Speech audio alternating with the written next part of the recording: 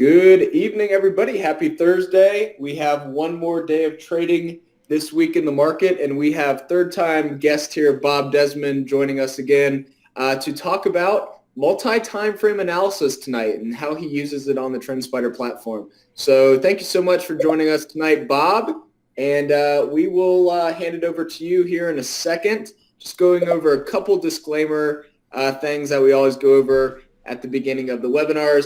Nothing that we go over tonight is buy or sell advice or buy or sell signals or even telling you what to do. These are all features on the TrendSpider platform, and we are going over different ways you can utilize these in a real-life situation. So definitely want to thank everybody for joining, and just want to be upfront about that just so we're all clear what this webinar is about.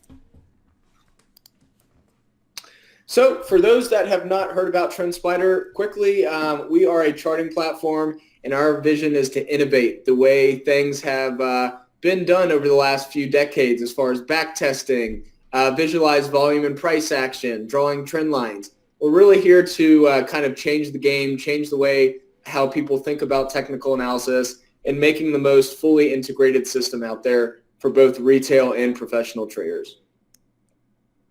Some of the problems that we're aiming to solve, all of these listed below go from either emotional problems, being kind of biased or just falling in love with the stock and not being able to see the chart correctly, to impatience where you just want to chase a stock or chase the chart when really you should wait for the market to come to you.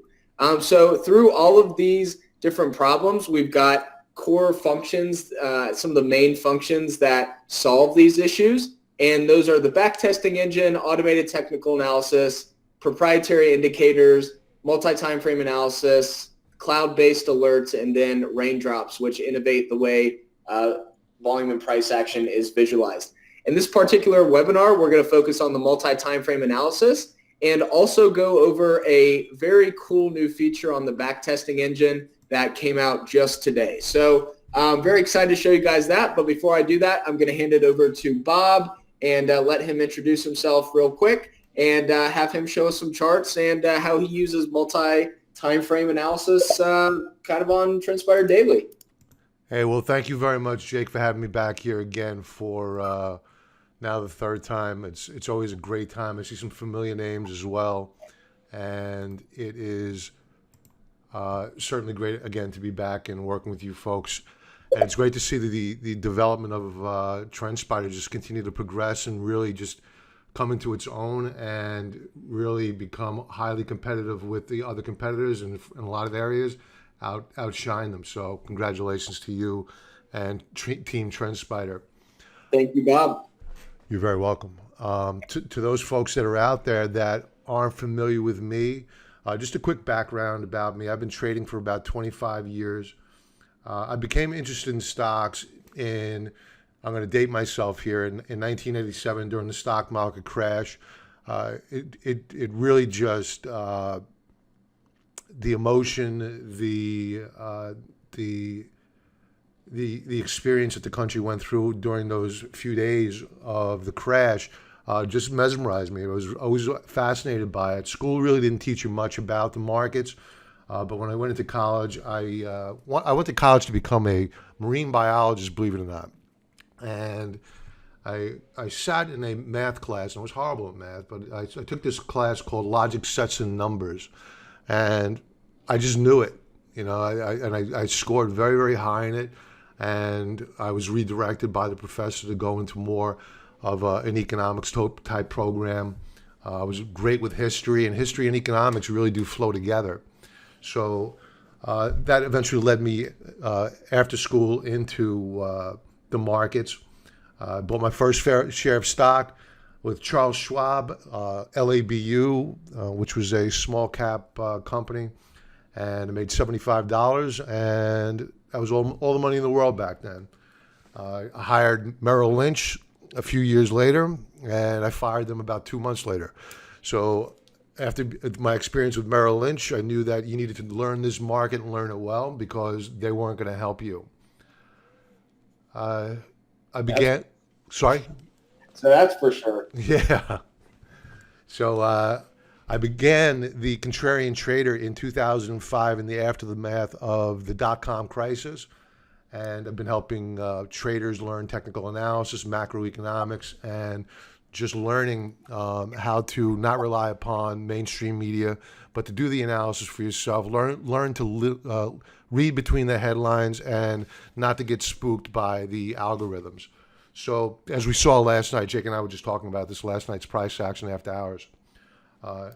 So when it comes to my trading style, I do rely upon about being like William J. O'Neill professors. These are the founder of Investors Business Daily, and that is to not be all too in your trading account, not be too diversified, because once you have a hot stock, you really want to let that stock run, but you want to build a position incrementally, not get too overweighted up front. So really the money is made on the buy. And I always like to say that, and I always remind myself of that. It's not made on the sale, it's made on the buy, as long as you're buying right.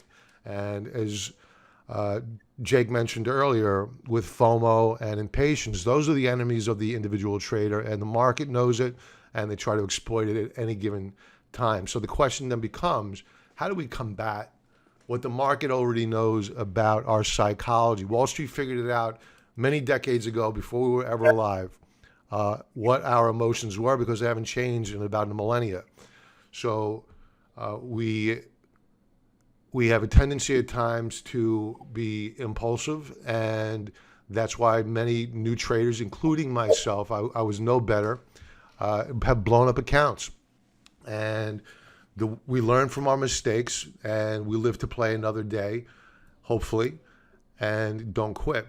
So the topic of tonight's conversation is really multi-time frame analysis. And I'll be frank with you, it's really what attracted me to TrendSpider as really being the friend of the individual investor. And it was really a next level type of product in that it was time efficient. So I'm going to go through a few charts decided to pull up, and I'll even take a couple of requests later if we have time, Jake, with your approval, and go over those symbols if you like. But I just want to go over a couple of charts, and I want to, for those out there, I want to warn against simply basing a trade on an intraday chart, especially an intraday chart, 15-minute, 5-minute. I'm not a day trader. I'm not good at it. I need to analyze the end of day close of a stock to appreciate where it might be going, because the closing hour and how it closes is by far the most important tick of the day. The morning action really means nothing to me. I don't buy on a morning action. I buy at the close, and that's my discipline.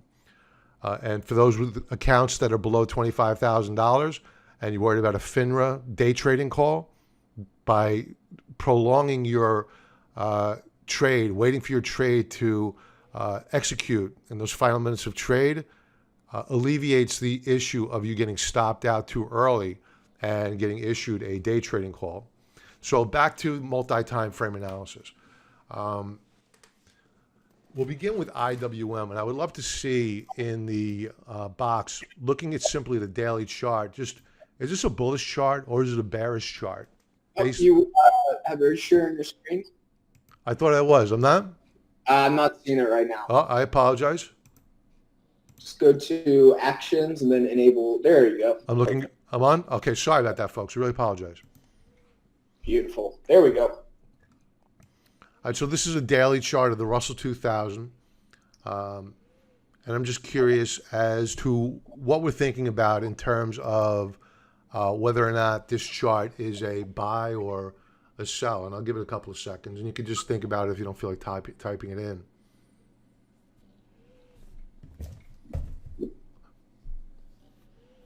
All right, so this chart here, it's volatile, right? There's a lot of volatility here on a daily chart. You might as well be looking at a 15-minute chart, in my own opinion. So it's kind of difficult to find direction. I mean, your indicators here are implying that, you're seeing some momentum build. RSI, we have a higher low, double bottom, I should say, and we're threatening to break out here on RSI. Our stochastics, they're looking good. We have a higher low getting put in. We're flattening out. We're probably going to hook up here. Price action today was okay. We did close off the highs, so I will say this. I've been buying these past couple of days, but not simply based upon the daily chart. What I've been looking at more is more so the weekly chart. And I said earlier, one of the values of using TrendSpider is just simply saving the annotation time. Every second counts. Click a button, and there we go. So we could see that the IWM has been in a tight consolidation. We've been in a trading channel. You could have traded this several times and made some money, both to the long and to the short side. But it appears as though we are beginning to form a higher low. Now, this is an exciting chart in that we know that we are fairly close to a support level, and we have a clear and defined stop right below. So this is the value of pulling back, and rather than using a daily chart, very noisy, a lot going on here, and using the weekly chart, clear up the noise, see where we've been to identify where we may be going. Now, when you take a look at a monthly view, there are some issues here, right? We have a lower high, and we could threaten to break. And if we break down below the 126.74 level, this market has a lot of trouble. And I would argue that if it breaks down below the support level here at the 144.51 level, we're probably going to retest these lows. So there's no green light here to the long side for a long-term investor yet for the individual investor. When do we get that?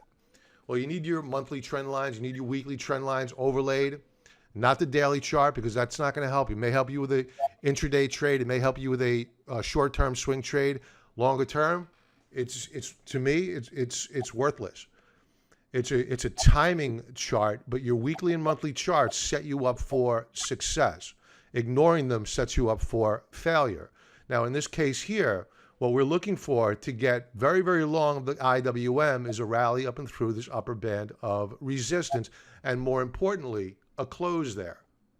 So similar to that of a daily chart, where we're waiting for that 3 o'clock hour to confirm that we have a high probability of closing above a support level before we pull the trigger, we also, when we're using a monthly chart, we want to make sure that we're waiting till as near the end of the month as possible to validate that the breakout is for real and that we're not entering the trade prematurely and setting ourselves up for a sell-off, frankly, like you saw last month, where we were trading above this upper band of resistance.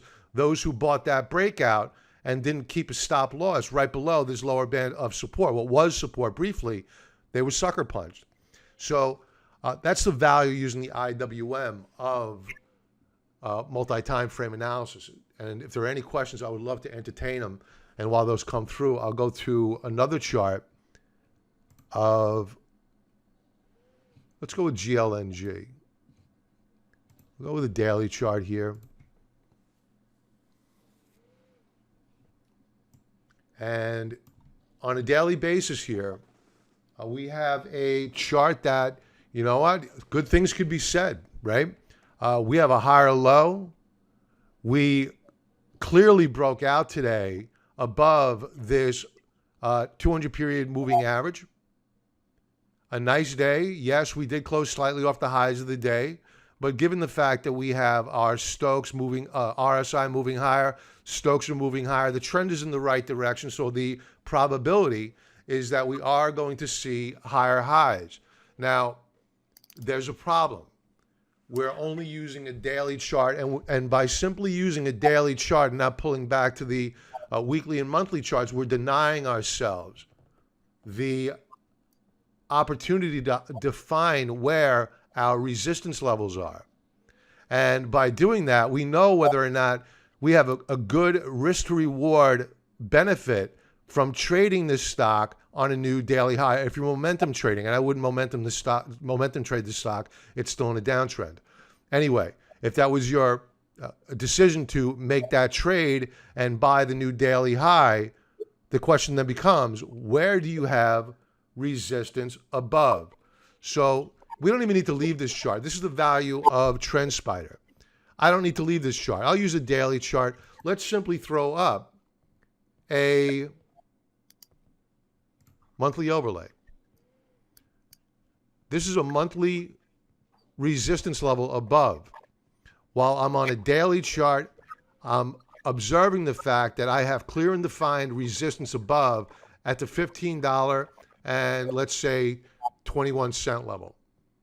So is it worth the risk of momentum trading a stock to the long side when you have resistance so immediately above? I would argue not. Now pulling back to a monthly chart, because we want to validate how serious is this resistance level. We want to go to a monthly chart and we'll keep up the monthly overlay and we say, oh, whoa, this story has now really changed. Because what this chart is implying to us is that we were in a very, very long-term consolidation. But here in August, it failed. And the significance of as to whether or not this is strong support and or now resistance can be validated by simply taking a look at the history of the support level. And you could see you had a ton of support back here. It was resistance back here. So this support and or resistance level, our current resistance, has a lot of credibility. So the probability of us clearing this resistance level on the first go is probably improbable. We're probably going to have to pull back, consolidate, and then attempt to rally through. In any event, if we close out the month above this upper band, this resistance level at current, this would be a signal on a close above this green line here, a signal that GLNG can begin to become accumulated. Hopefully that makes sense. Now, I have no position in IWM or the GLNG, but I do want to disclose I do have a position in the next two I'm going to go over. The first one up is NUGT. And we'll go with a daily chart. And for those not familiar, NUGT is a leveraged ETF putting you long of the gold mining names. And this chart here is an interesting one in that the news flow has been very, very positive for gold and the miners, meaning you had the Federal Reserve going back to QE. We've known about this. We've been watching the Federal Reserve's balance sheet with members and our viewers on YouTube. We've been watching the balance sheet for the past 2 weeks, watching it expand. And then finally, yesterday, they came out and said, oh, yeah, by the way, we're going to start a new round of QE. They wouldn't call it that, but we already knew they were doing that. The problem here is that NUGT should have rallied. It did not. So that causes me some concern. And the question is that while I'm long-term bullish on the miners and on gold, what do I do with my very large position here with NUGT? Do I sell it? What do I do? So the daily chart, if you throw up, I wouldn't use a daily overlay here. I would go with the weekly overlay, and we'll stay on a daily basis. We have a lot of space between real clear support below. So we do have some support at the 30 level. So what I like to do here is go to a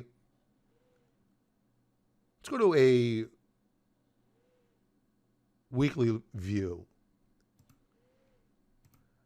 And one of the features that I found very attractive about TrendSpider was the heat map feature. And recently we've employed a strategy with NUGT of selling covered calls. We have a series of covered calls that are going to expire tomorrow. They'll probably expire worthless. and we opened up a new covered call position going out until next Friday at the 35.50 strike price. And the reason why I feel comfortable with that position is because I know that we have resistance above. And when you turn on the heat map, this heat map is telling you a massive story about all of the congestion that we currently see with NUGT. So I'm not going out of the money. I'm staying in the money, but very, very short term with my covered call selling, based upon the fact that we're not getting really a positive reaction out of what should be positive news flow. And we know that we have a lot of congestion in here, so we're selling covered calls. So I'm using multi-time frame analysis to help define how I'm going to manage my position. So I'm also hedging the position as well, because you'll note that our stochastics on a weekly basis are down below the 50 level. And as I always teach members, is that when you see stochastics down below 50, rallies tend to fade. So you certainly don't want to go buying those shares intraday until the final minutes of the day if you're using a daily chart and you have Stokes down below the 50 level. For a weekly view, same deal holds. However, rather than the 3 p.m. hour on a daily chart, you're looking at a Friday on a weekly basis. You want to make sure that you're closing at or near the highs of the week. And there's a good possibility that we may see a move lower tomorrow, which is why we hedged our position on the NUGT. And the last one, I guess I'll leave off with, and I'll take any, I don't know how much time I have left, Jake. You'll guide me through this, I'm sure. And we'll bring up Angie's List.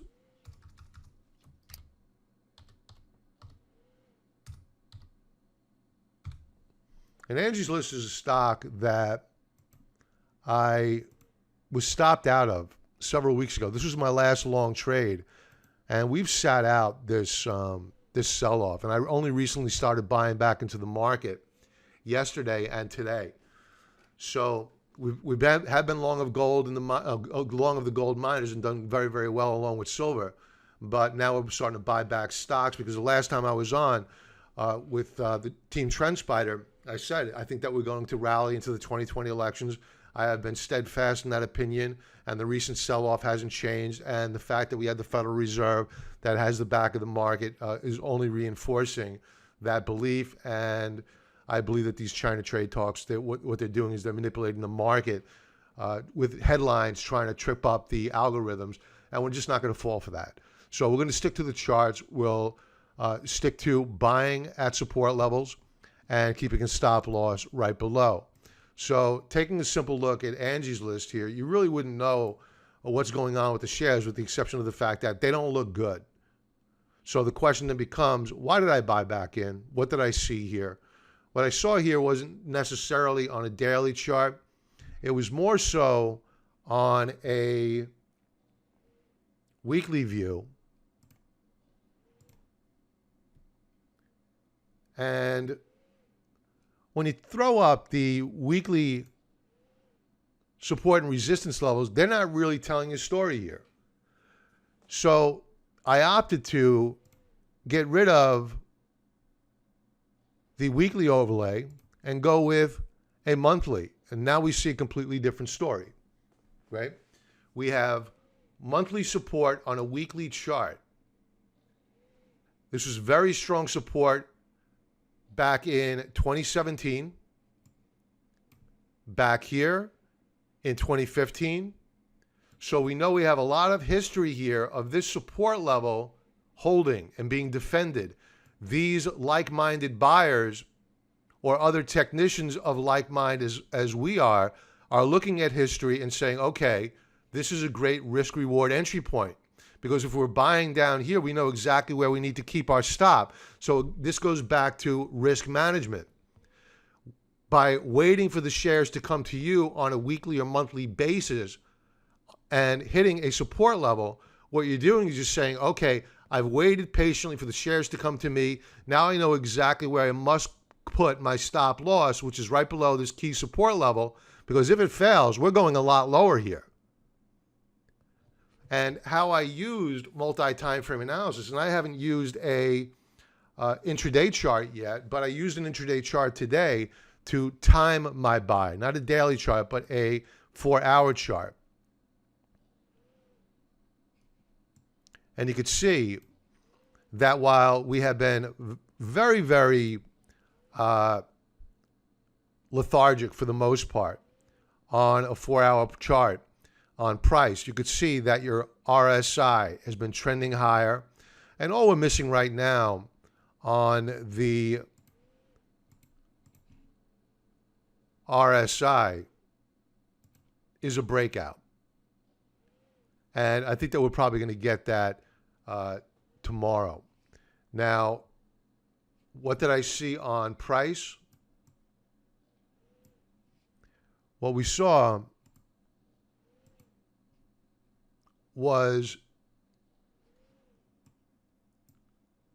an outside reversal bar, and the shares rallied into the close on the day. So in the after hours, they actually popped up higher before pulling back. So we saw some shorts covering, and we do know that there are some huge short positions in this name. So we're expecting a short covering rally, probably up and into this upper band of resistance here before we hit major resistance. And we were looking at this chart. We bottomed out here on the 8th. We pulled back, higher low, outside reversal bar, and we executed the trade, opening position, and now we're looking to add more on a continuation move higher. So this is how we leverage multi-time frame analysis. I keep it really simple. I'm not big into Fibonacci's. I don't try to confuse things with a whole bunch of different indicators. I find that I can make things in my head overly complex, and by using a simple series of charts and a disciplined approach to entering a position, and usually I use the Bollinger Bands. I purposely kept them off for this conversation. You can see that the Bollinger Bands here have been ever tightening on Angie's List as well. But I try to keep it simple because it's very easy to, as Peter Lynch calls it, have analysis paralysis. And what you do is you miss out on great opportunities by not having a discipline of using a consistent approach to each trade. And I'm not sure if there are any questions or any requests. Hey, Tom. Thanks for joining, man. If anybody has any questions at all, definitely type them in the chat, and we will answer them as they come in.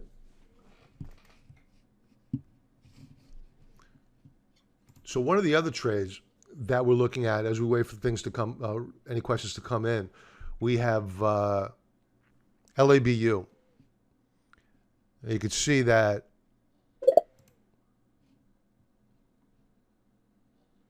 we have bounced off of the lower band of support, and I have my alerts set here. And what we're looking for are either one of two things. And LABU is a biotech leveraged ETF, not for the faint of heart, but I like to sell puts against leveraged ETFs at times. In this case, it would be a credit spread. But you can see that we are possibly putting in a higher low here. We're looking for a breakout. If we don't get that breakout, we would look to try to enter the trade on a pullback to this lower band of support. But I do think that we're going to break out here. But I wouldn't be a buyer of these shares until we closed above this upper band of resistance. RSI hooking up. Stokes beginning to flatten out. Probably going to hook up fairly soon.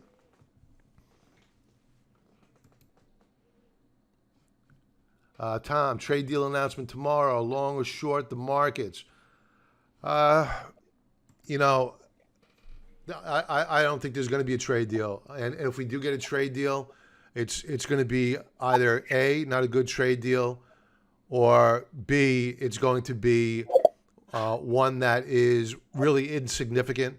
It'll just allow the politicians from China to go home and claim victory.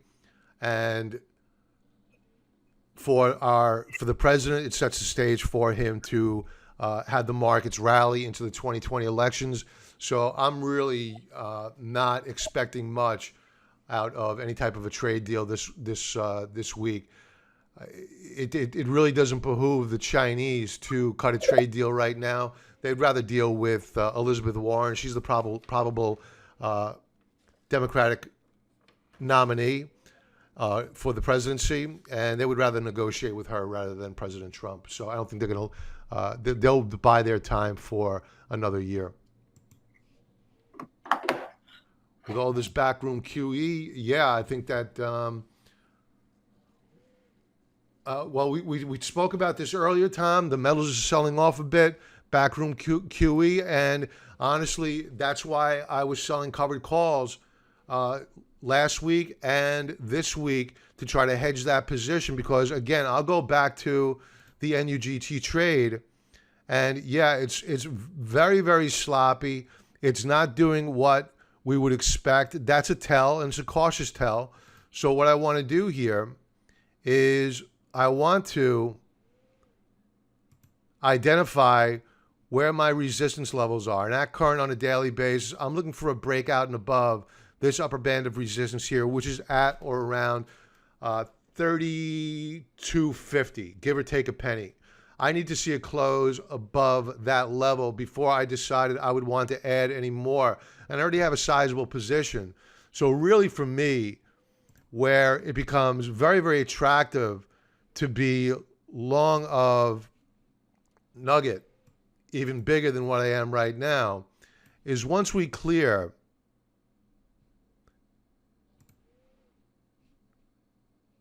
let's call it the $41 per share level. As you can see with the heat map, we have a lot of congestion here, right? But once we clear this $41 per share level, you begin to see daylight.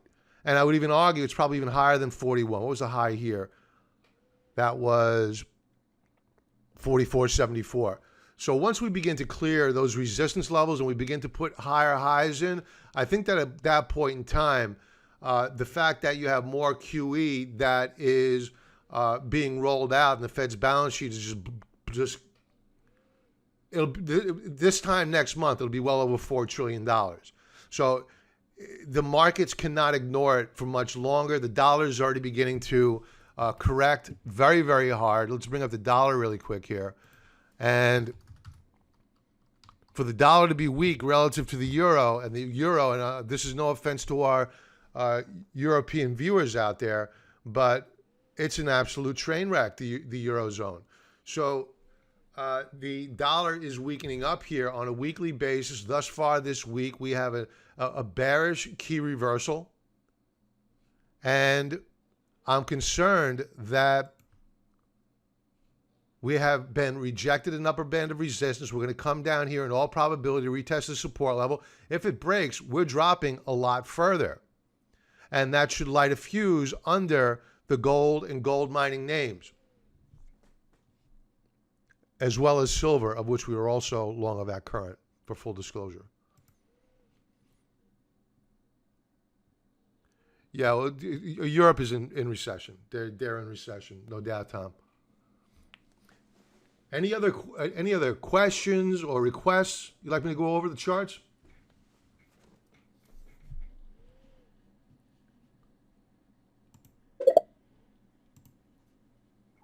You bet, Tom. UWT, you got it. And folks, I do this. I do this with members on Swing Trading Today and subscribers on YouTube. Swing Trading Today, 5 a.m. on YouTube, and Sunday Night Live. I was inspired by Jake and Team TrendSpider to do a Sunday night live stream. So thanks for that, Jake. I owe you that bit of credit. You're very welcome. I'm glad it's kind of helping out for the subscription and all that. It's a lot of people like to look at the charts on Sunday night, so it's just a good time to kind of have people watch. Yeah, I get a kick out of it. I mean, the first couple of times we did this, I enjoyed the heck out of it and decided, you know what, let's do it full time, and finally pulled the trigger on going live. So UWT weekly chart, I like it. This morning I went over oil. Actually, last night I went over oil, and it wasn't looking good. What we saw, let's go to a daily chart first. We'll come back to the weekly chart because there's a lot going on here, and it's pretty positive because oil's been weak of late. So we saw a pop higher yesterday evening after hours. Oil was just getting clubbed over the head along with the stock market futures. Gold was rallying but pulled back today. NUGT still closed up, but oil did well today. And on a weekly basis, let's take off the overlay here, bring up a weekly, stay on the daily. All right, I think the weekly view is better.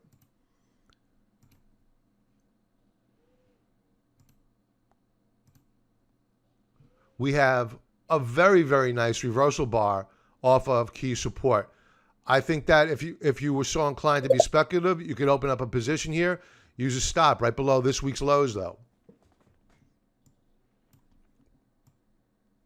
And once and if we do break out and above this upper band of resistance, then you can add more aggressively to the trade, because what we're seeing here is that we've retested this support level once, rallied. Here's your pivot point, 16.33. We've pulled back, double bottom retest. I would expect that we would probably move up higher, clear resistance here, but if we're in a downtrend, so it's the probability of us backing off here is high, but if we rally up and through this upper band of resistance and clear this prior resistance level or this prior high, we begin to put in new higher highs, you're going to see a big rally in crude oil. Do we get another request in? You must have got in late, Tom. I went over GLNG earlier, brother, so you can catch that on the replay. No worries, Tom. INS, you got it.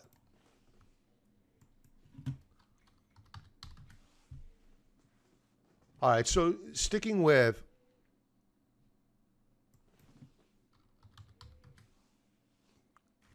that's my computer, not TrendSpider. Not allowing me to type. There we go. Okay, INS. Let's begin with a monthly view. This is how I normally, for the purposes of conversation today, I used a backwards approach, going with daily and moving back to weekly and then monthly. Normally, what I like to do is get a feel for where the shares have been to identify where they might be going. And at current, we're obviously in an uptrend that recently came under pressure here in September. We did put in a new monthly low so far. However, we have reversed off the lows and we are currently trading, or we've closed at the highs of the month, which is very, very encouraging. Now you can see we do have an upper band of resistance here on a monthly basis, so obvious resistance above. So let's drill down. Okay, so this could be traded using a continuation breakout here. And I would expect that we would rally up and into this upper band of resistance before backing off, because it is going to be a natural resistance level moving forward. The RSI,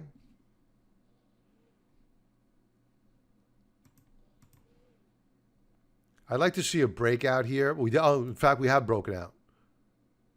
We've broken out on RSI. That's very good. Stokes are beginning to flatten out, and I would expect that next week we would probably move up higher, assuming that we don't sell off tomorrow. Daily chart.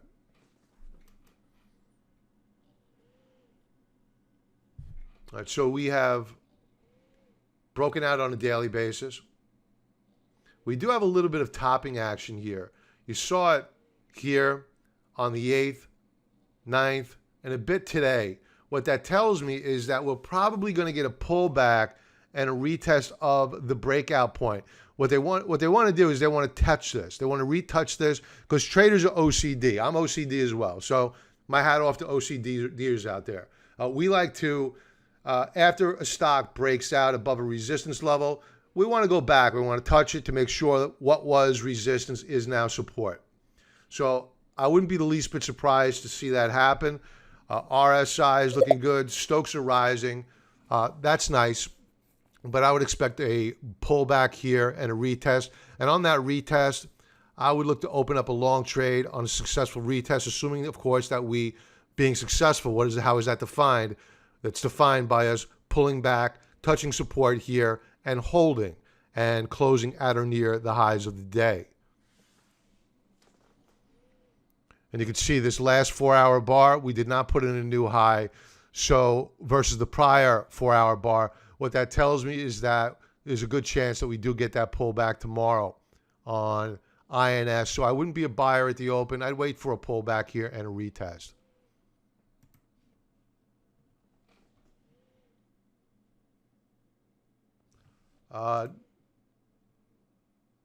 No, they're not.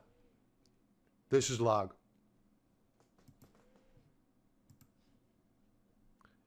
SEDG coming up. And again, I like to keep it simple, consistent.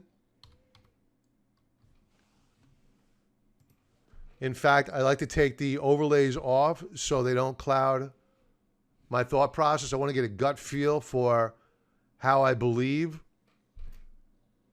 the shares look, and then I look for validation or a negation of my gut feeling.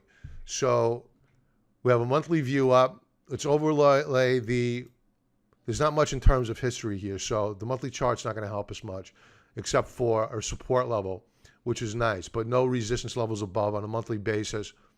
We're very close to a breakout on an all-time high. So this is attractive to me automatically because once we break out and above to new all-time highs, that's what I like to call clear blue skies, meaning no overhead supply to contend with. Now, on a weekly basis, you see that we do have overhead supply. We have it here, here, and we're fighting to get through it here. So we are struggling. I like the setup. I think that it's encouraging.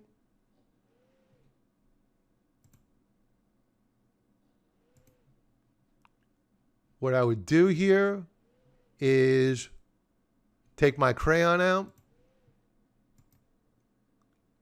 join upper band of resistance, and I would also just keep it simple.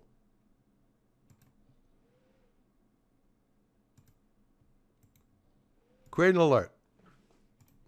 I don't care about touching. I don't care about it bouncing. All I care about, I'm going to keep sensitivity very, very low. I want to see a close on a weekly basis above that upper band of resistance.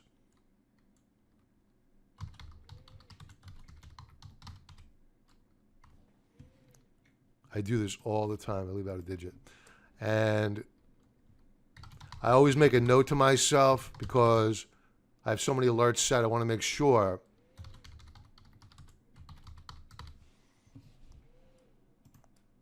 and we're going to keep this active for a few days. And this is the value, folks, of using automated technical analysis. Set it and forget it. Because if I don't get that alert, I don't care about SEDG. The only time I care about SEDG is when that alert fires and I see it close above this upper band of resistance. If I was so inclined to want to short the shares, which I would certainly not do based upon this chart, is if I wanted to short them, I'd set an alert here and I'd wait for a break below this lower band of support. But I won't even bother doing that because I'm not interested in the chart. I think it's going a lot higher from here. And we'll go to a daily view for giggles because I want to see how we closed out the day. And you can see that there's a lot of trepidation here. Each time we hit near this upper band of resistance, we back off. And you don't want to buy in advance of that. So the best risk reward play here is one of two things. Either A, wait for the breakout, which is my preferred method, open up a position, add on strength. B, on a pullback to this rising lower band of support, open up a position with a stop right below, then add to your position on a breakout above this upper band of resistance. And hopefully that makes sense. Any questions on that? Hey, Sean. No, that's great. Especially using the trend lines in the longer term kind of levels versus shorter term price action. I was going to go over a couple examples of moving averages doing the same thing on SPY, but we're going to give everyone a couple more minutes to type any requests that they have in. And if nobody has any other requests, we'll move on and show a couple examples on my side of the chart. It sounds good. I'd love to take questions or any symbols, because I think Jake and I, for the most part, are stock market junkies, so we could do this all night long. Absolutely. I think Tom's typing something in. You're welcome, Tom. It's always great to have you, brother. Tom is very, very active in our community. It's just great to have him. Sorry about that blurb there, folks. So, Tom, thank you very much, as always. All right, see you live Sunday. Love it. Is that Colton? Is CB Colton?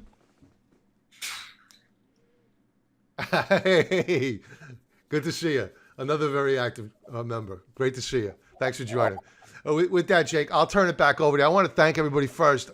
I always enjoy these sessions. I mean, the interaction I have with the folks that are smart enough to engage with TrendSpider and really take time out of their day to visit these webinars and educate themselves. I love the engagement. There's a passion for it. I know from watching Jake all the time that he has a passion as well. So thank you very much for having me back, Jake, and to everybody. I really appreciate you and your engagement. It always makes it fun. Hey, you're very welcome. And can you see my screen? I can. Yes, you're good to go.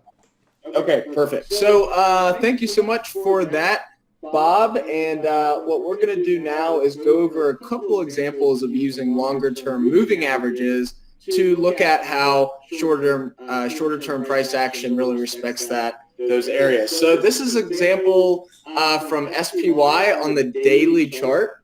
And you can see here, essentially we've got the weekly SMA 20, which is this dashed line, the weekly EMA 50, this blue dashed line, and then we have the 200-week SMA here. So what you can see here is over the last 2 months or so, we've really respected these three areas. We've respected this kind of double top, which is all-time highs both times.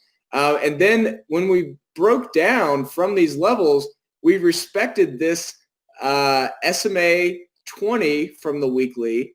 And then once that broke down, we really respected this EMA 50 from the weekly really nicely. And so what's nice about this is I don't have to split my screen. I don't have to pull up a weekly chart here where, generally if you want to see the weekly EMA 50 and the weekly SMA 20, you're going to have to actually pull up the chart here.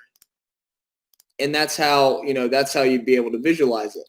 With our platform, you can actually see those individual days and how they interacted with these levels. So here you can see that, this is the weekly candle, but here you can actually see those days and how they were bouncing around through these two areas. And then especially in August and September, we've really respected these areas once again. And we'll have to see if the market breaks through this area into next week. It's interesting. I was looking back and, it's really hard to find 3 weeks in a row or past 3 weeks in a row where you've got these red candles. So you can see we're right on the SMA 20 here on the weekly. And you can see that, since 2018, there's been this area here, that's 3 weeks down. You've got, and then you don't have it again until now. And then when we had that last time, 3 weeks down in a row, essentially what I mean by that is the close was lower each week from the previous close. And you can see, or not necessarily that, but essentially in a hollow candle, this solid red just means the close is lower than the open was. And so you can see here that happened here, and we moved up, 8% in about 2 months. So, if this repeats, we're right on this pretty crucial level on the weekly as well. And so, if we look back in time, especially on the daily, the market's always respected this area a lot. So looking back all the way to 2017 and beyond, the market has always held these levels very nicely. And, it's something that, just the last time we tested this longer term area, the weekly SMA 200, that was back in 2016, and we just tested it again back in 2018 in December. So you can see how well these areas are respected, and you can still get that shorter term view. One thing that I also wanted to go over is a new back testing feature that we have. And so, Bob, I'm not sure if you've even seen this. This is something called, I would call it the cloud of possibilities. So it's part of the back tester. And you can see here what I've done is I've tested the MACD fast crossing up through the MACD slow. And so anytime that happens, it will show on the chart. So in this case, you can see here, the MACD fast recently crossed the MACD slow, and you can see how you've got these different kind of lines. And these lines represent all different types of metrics on the statistical side of things. You've got the median line, you've got the mean line. So for example here, this is the median kind of line, or mean line, the average over 30 days. So in this case, we tested this after 30 days. So that's why this cloud is this long. If we said, we want to test when the MACD fast crosses the MACD slow and test it after, let's say, 10 days, and then we reset it and test it again, see that on the chart, you'll see how this cloud just got smaller. Because now we're looking at the average and the variation of these different moves. So there were 68 positions analyzed over 8 years of data. So all of that data is then shown in the chart here. So it's something that's really kind of interesting to show the volatility within a condition you're looking at. Very interesting. So, any questions about that from Bob or anyone watching? Yeah, I'm absorbing it right now. No, this is the first time I'm seeing it, Jake. I'm very, very impressed. Thank you. So yeah, it's something that this is kind of interesting, but I got the idea from looking at hurricane forecasts. So it's like if you're looking at a hurricane and then, the projection, right? You've got your cone of kind of certainty, if you will. And so you're just projecting a point in time, and you're taking a condition, in this case, the MACD crossing, and you're just kind of projecting what the possibilities are. And so you've got this cloud right here, this thing that goes up really high, and then this one that goes really low. That's the biggest position, like the biggest return from this kind of move, the fast crossing the slow, and this was your biggest move to the downside. And then this cloud is more of your kind of 25%, your 75 percentile. So it's really kind of just, again, making technical analysis more of a way to, forecast and just get measurements very quickly. nothing's going to be 100% in the market. But you can get a general idea of these, areas that have happened in the past. So you can see here, anytime the MACD's, crossed here, this is your entry, and you can see that's where it's crossed. So without having to go through every single time the MACD's crossed, it's shown up on the chart here. We also have a ton of new data down here, so you can see all of the different individual returns and kind of along a plot here, and it's something that has really been upgraded, and we're really excited to show everybody the different metrics and all that. So you can see your wins versus your losses, your average win, your average loss, all that good stuff.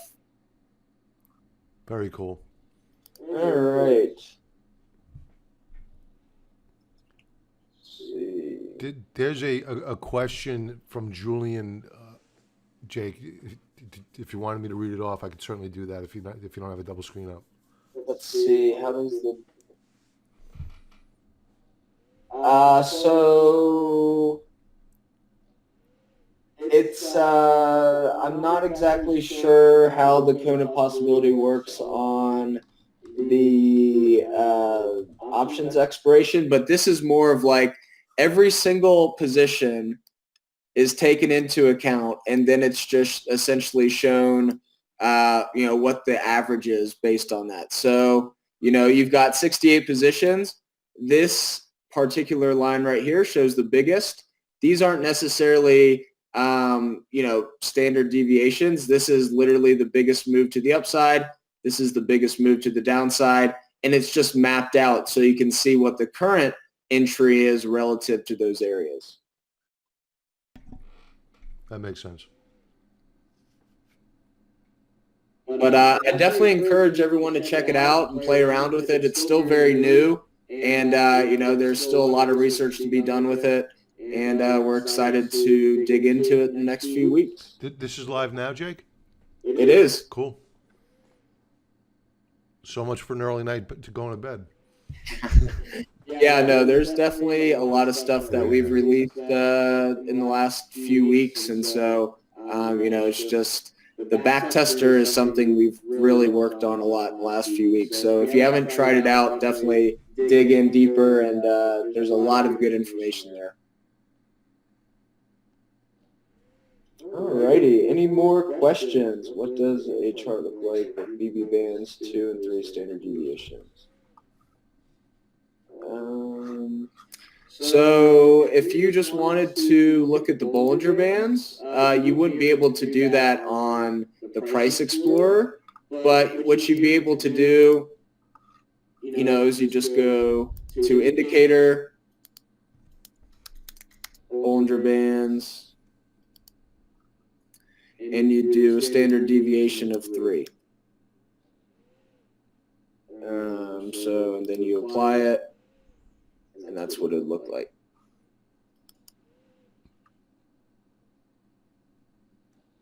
You could also add another Bollinger Band.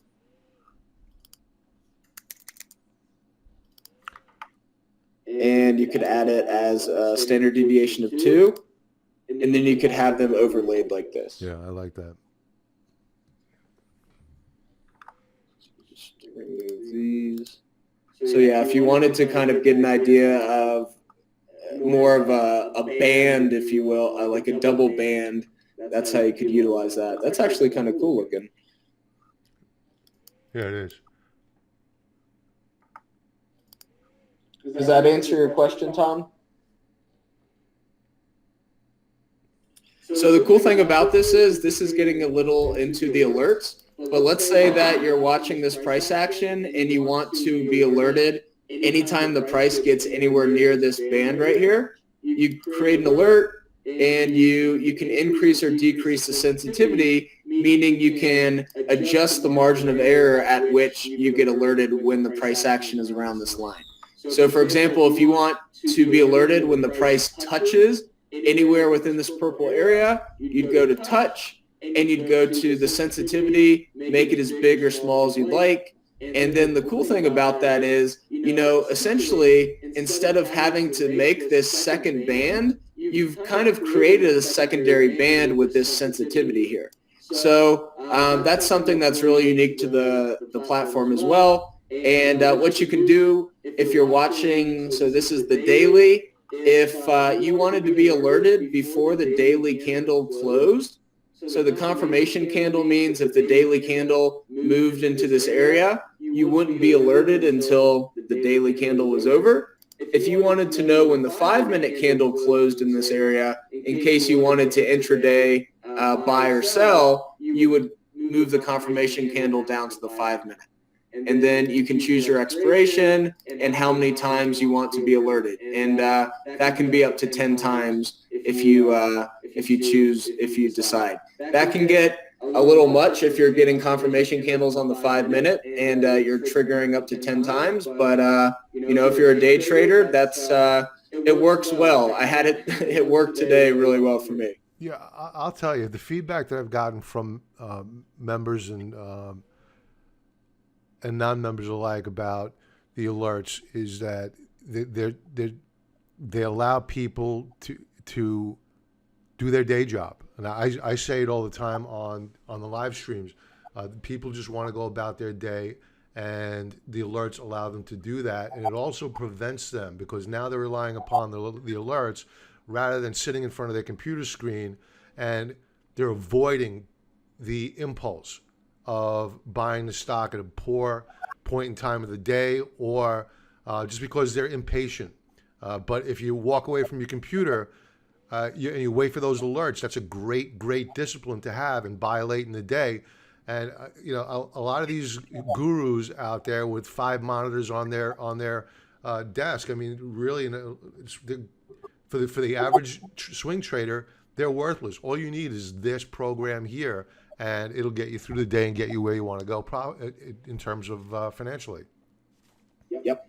And the cool thing is we will be having scanners coming, so I did want to go over the roadmap a little bit, and I'll present that here.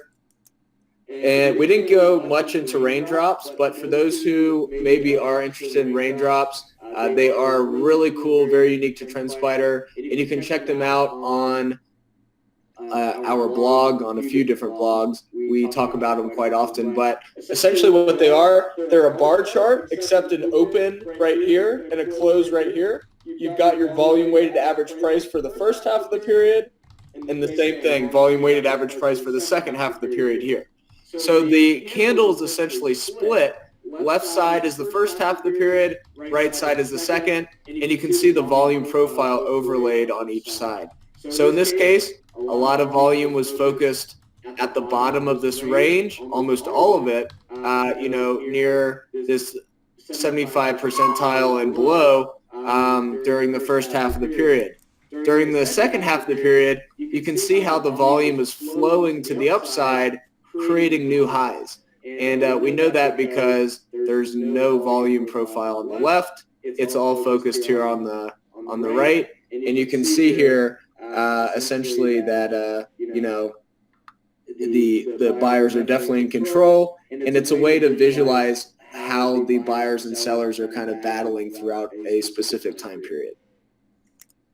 These are the different types of raindrops. You've got your bullish one that we just went over. You've got a neutral raindrop, or a blue raindrop is what we call it. And that's when the VWAP for the first and second half of the period equal each other. And it's what we call like a true volume doji. And it's something that's really cool when you're looking for volatility or just general, possibly reversal signals. It's used best like any indicator or any chart type with a range of other different variables and indicators that you watch. Bearish raindrop is just the opposite of the bullish raindrop, and it's when the VWAP for the second half of the period is lower than the first half. And you can see here this opposite of this previous candle. Buyers were in control, pushing the price up. Here, sellers are in control during the second half of the period, pushing the price down and actually creating new lows here into the second half of the day. So if you want to check these out more, definitely look at some other webinars coming up and blog posts. We do a lot of things with those, definitely almost on a weekly basis at this point or more. Some of the new features to come, as I mentioned before we got to raindrops there for a second, market scanning. So you'll be able to create conditions or create an alert and then have that alert over a multiple number of stocks, because you can put all those stocks on a watch list. And that's something we're really excited to make the whole process even more efficient. So if you want to look for blue raindrops, you can essentially put that in as a condition. And let's say you've got 20 stocks you're watching. Anytime a blue raindrop shows up on any of those 20 stocks, you'll get an alert. So that's something we'll really be focusing on in Q4, as well as enhancing the user experience. And, we've already enhanced the back testing features, so we can already kind of put completed next to this. But on top of that, we're working on pattern recognition and expanding the alert functionality even more. Rest of 2020 or into 2020 and the rest of 2020 is really going to be working on new data, brokerage integration, and making it possible to watch your stocks, do your technical analysis, and actually make the trade through the platform. So you don't have to go through 2 or 3 different resources. You can do everything in one area. So that's really our vision, and we continue to innovate, and we really are excited for what's to come. Thank you, everybody, for your time this evening, and hope everyone has a nice Friday and a nice weekend. And thank you, Bob, for being a guest. Thank you. And, definitely visit his website and check him out on Twitter. And he's always on our Follow Friday, so you can check him out there. Or Brad, if you can send his Twitter handle in the chat, you guys can click it there and follow Bob there. Great. Thanks for having me, Jake, and good night to everybody, and thanks for your engagement. Really appreciate it. Hey, you're very welcome, and I'm not sure if Brad is still in the chat, but one second, we can, or Bob, if you want to send your Twitter information and a link to your website, you can do that in the chat as well. Yeah, I have the YouTube channel up. I'll throw that in, and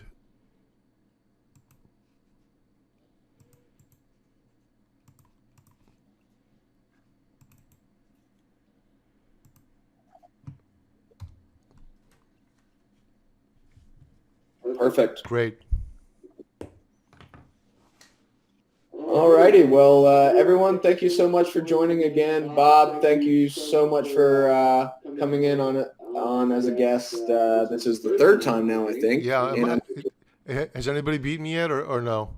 No, I think you're definitely up there. You're leading the pack. Outstanding. We're excited to definitely get you on again. And please, if anyone has any questions for Bob, now is the time to ask. And if not, you've got his information here, and you'll always get a recording of this live stream that just went on through the link that's about to be sent out. So thank you, everybody, and we will talk to you soon. Thanks all. Bye-bye.